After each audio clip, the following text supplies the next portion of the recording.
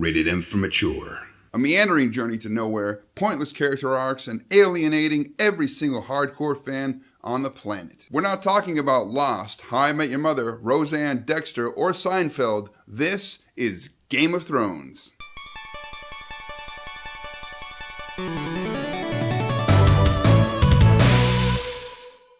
So Game of Thrones is the biggest television show in the history of the universe, which is pretty damn amazing when you consider its hardcore fantasy roots found in the novels of George R.R. Martin. The show was adapted by D.B. Weiss and David Benioff. They actually adapted the novels up until season 5 with George R.R. Martin. But from season 6 on, they had no source material to adapt because George R.R. Martin hadn't written the 6th and 7th book of the series. Incidentally, those books still aren't out, although George Martin has said that book 6 will be out next year. Anyway, enough of all that, let's just get into it. As you guys know, when I talk about movies and TV, I talk about the good, the bad, the ugly, and then I give you my score. That being said, let's start with the good.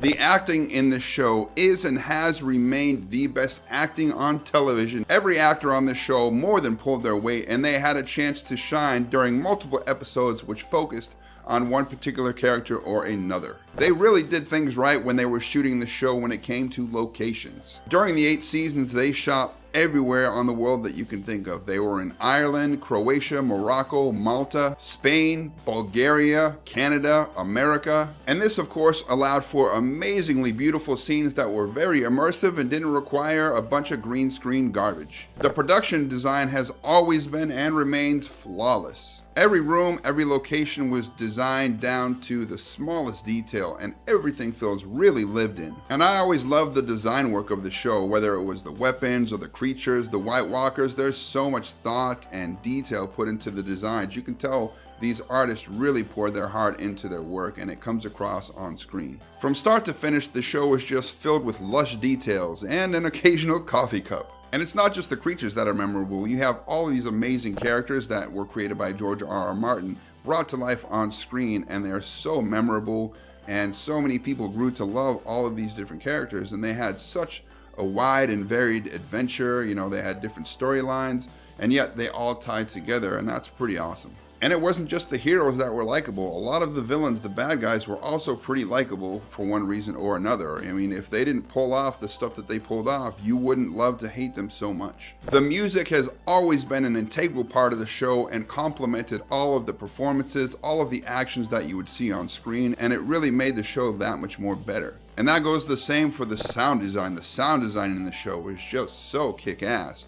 Whether it was the sound of the dragons and, you know, how that changed from when they were little until they grew up, or the ambient sounds and the sounds of the White Walkers and the weapon sounds, everything was just top notch. And again, from start to finish, this show had some of the best stunt work ever created, whether it was solo stunt performers or group stunt performers. And when I say some of the best stunt work ever, I mean it. Not just TV or movies, but in general. The stunt team on this show set so many Guinness World Records with their amazing work, it's kind of ridiculous. And just like the stunt work, the CGI on this show is some of the best you will ever see, period. Not just TV, but with movies, anything. There's so many little details and so much time and effort put into every shot. It's just awesome. And if there was a shot they couldn't get because the technology didn't exist, they created it. If you go to the Game of Thrones YouTube channel after you watch this review, you'll see so many amazing short documentaries that talk about, you know, all the stunt work and the CGI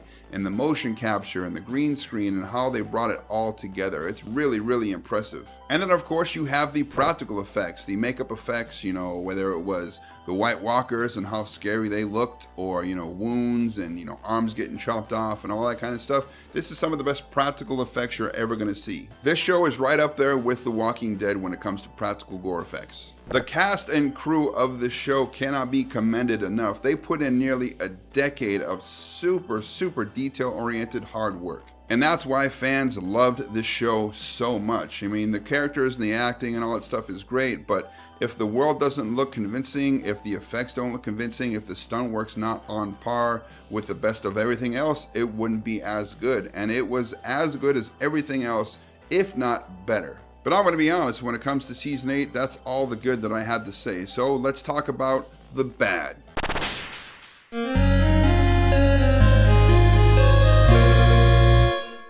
Weiss and David Benioff cannot write their own shit to save their lives. They were fantastic at adapting George R.R. Martin's labyrinthian novels. They were really able to take this super dense, complicated material and condense it into a TV format and make it work, obviously because it was the most popular show in the history of television. And I commend them for that at least. But once they were on their own and the source material had run out, they really did nothing with it. They kind of lost their way. It was this long meandering tale, which really, it kind of ended nowhere. Sure, they had notes on how the characters should be when the story ends and all that kind of stuff, but they did not have any lead up to it. And the stuff that they did, a lot of times didn't make sense. It kind of went off on its own thing. Sometimes it had dead ends, and it's just really disappointing. But honestly, I expected this to happen from the start because we're talking about the guy who wrote X-Men Origins Wolverine and Troy, and the other guy who wrote the Halo movie that never happened, and 1 or 2 episodes of It's Always Sunny in Philadelphia. And that's really it. That's all they had done. But as much as I loved the show from the start, I always felt like it was rushed. Even George R.R. Martin said that he expected the first 5 books to take 11 or 12 seasons, and that would have given him time to finish the 6th and 7th book, so they would have had the source material for then as well. So whether they did 10, 11, or 12 different seasons for the first 5 books, they would have had another 5 or 6 seasons out of the last 2 books. And if you think I'm exaggerating or being flippant about them rushing things, HBO actually offered them 10 episodes for this last season, and they turned them down and said, no, we'll do everything in 6 episodes. So they had 4 more episodes that they could have filmed to build up to these different characters' decisions and everything, and it would have made a lot more sense, but they were, one, trying to rush so they can get on to other work, and they honestly didn't know what to do, and that's obvious in the writing. And another thing that these guys can't write for shit are female characters. When they were adapting George Martin's novels, they had all these amazing, strong female characters on the show that made crazy good decisions and really propelled the story forward. It's just really frustrating because the women of the show were always decisive, they were clever, they were always playing chess with everyone around them, and then when the guys took over writing, these women became the pawns, or they started making really stupid decisions, or they were killed. And one great example of that is in season 8. Sansa sits down with the Hound, and he says he's sorry for all the shit that she's had to go through, and she says, it's cool, I don't mind because it made me a tougher woman. So she's basically telling him she didn't mind getting beaten and raped and passed around like property or used as a pawn for 8 years. And that's complete bullshit. No matter how strong and smart and tough she's become, she's still gonna have things going on inside and things that she's sad about and worried about and trauma and all this stuff because of all those things that happen. Anybody would. Hell, look at Brienne of Tarth. They took one of the strongest female characters in the history of television and they made her like this little schoolgirl who was happy and sad to be around a boy. Where before, when they were adapting the novels, she did like being around this guy, but she was also still that strong, smart female. But again, when they took over most of the writing for themselves, they cast all that shit aside and they focused on the kind of girly soft parts of her. Where was that balance? They didn't have it anymore. Hell, even Dany, look at what they did with Dany. In the course of 2 episodes, she goes from this super kind, gentle queen who's tough but smart and, does the decisions that are best for the world to being a psycho, and it's because she's upset she didn't have friends. There's a scene that happens during season 8 where she's sitting there and you see her kind of change a little bit. It's good acting, but at the same time, she's basically sitting there being like a kid in high school, sitting at the cafeteria table, sad that nobody wants to sit with her. And let's be honest, that's not what Daenerys, the mother of dragons, would have done if George Martin was writing it. There were so many good plot threads and story arcs that they just disregarded, they got rid of, almost like they didn't lost. So many questions that weren't answered, so many things that were brought up. I'm not going to say what they are because I don't want to spoil those plot points for people who haven't watched the show yet. But they didn't just cast aside all of these plot points and story arcs and stuff. They got rid of so much of the gritty realism, the political intrigue, the nuanced characters, logical thinking, the concept of time, travel, the logistics of war. All that shit went out the window when they started writing this on their own. And the whole Night King and White Walker debacle is utterly confounding. Seriously though, think about it. How did the fight between the Clegane brothers become more epic than the fight with the Night King and his dragon?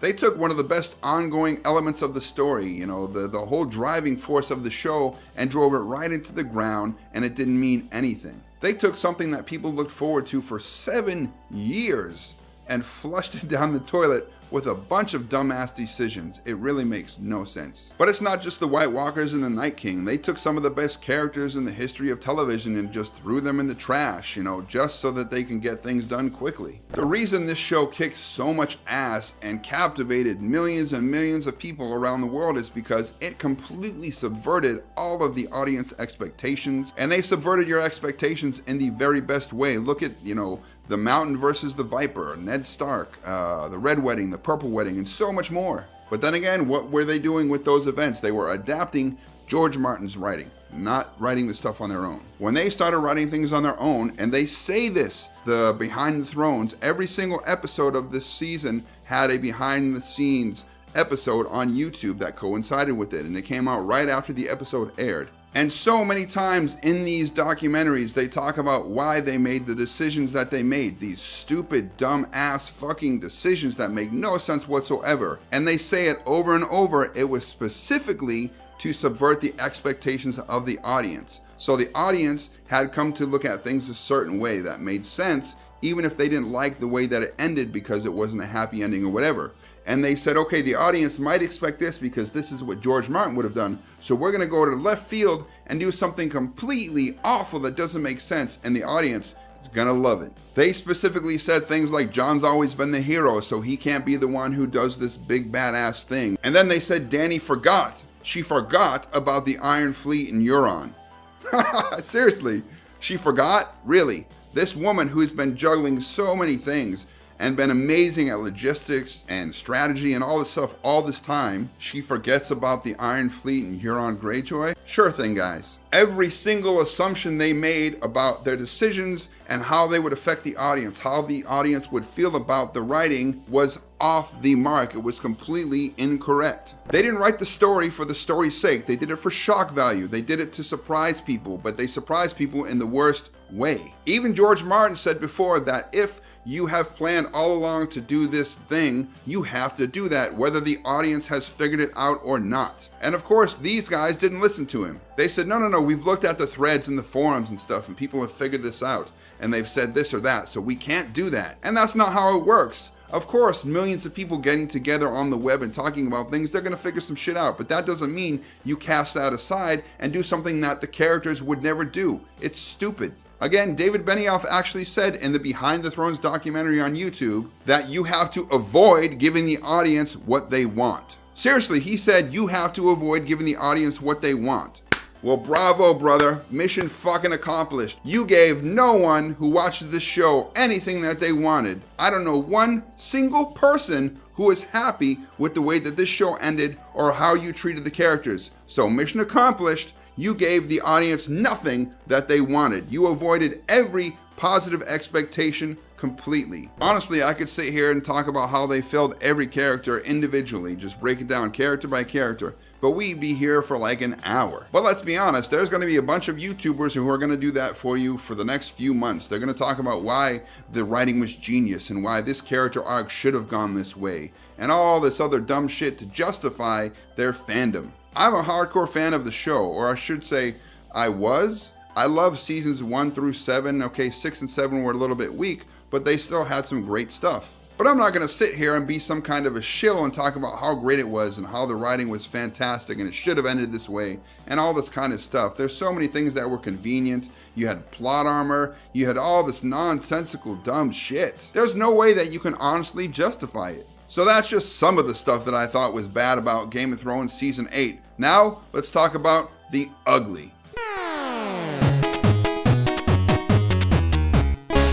So over 1 million people have signed a petition asking HBO to remake the entire final season. Are you guys out of your fucking minds? 1, that's never gonna happen. 2, it's already done, man. Get over it. They fucked it up. It is what it is, It sucked. We all know that. I don't know one person, like I said, that loved the finale, that loved the ending. No one. But I don't know anybody who's signing a petition asking a company to spend hundreds of millions of dollars and for all of these actors and staff and everybody to return just so they can get an ending that they liked better. It's just like with Star Wars and the things that people say on Twitter, to the point where actors and actresses are leaving social media. They're leaving the internet because they're so bothered by these shitty, toxic fans. Yes, I am a geek. I am passionate about the stuff that I love, but I don't let it affect other people's lives. I don't attack people. There's a real thin line between being a passionate fan and a real piece of shit. And a lot of people have crossed over that, and social media has given them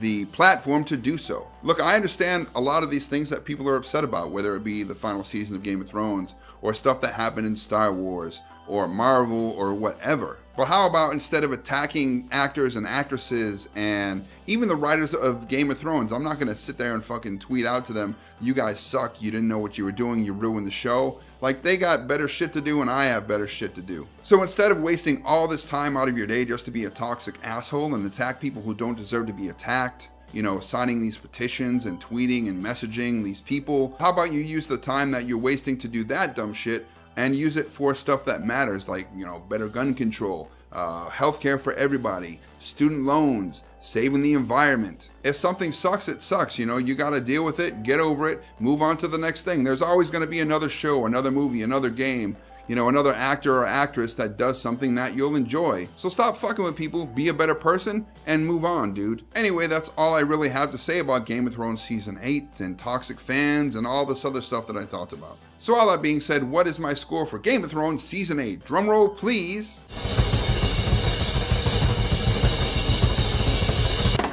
4 out of 10.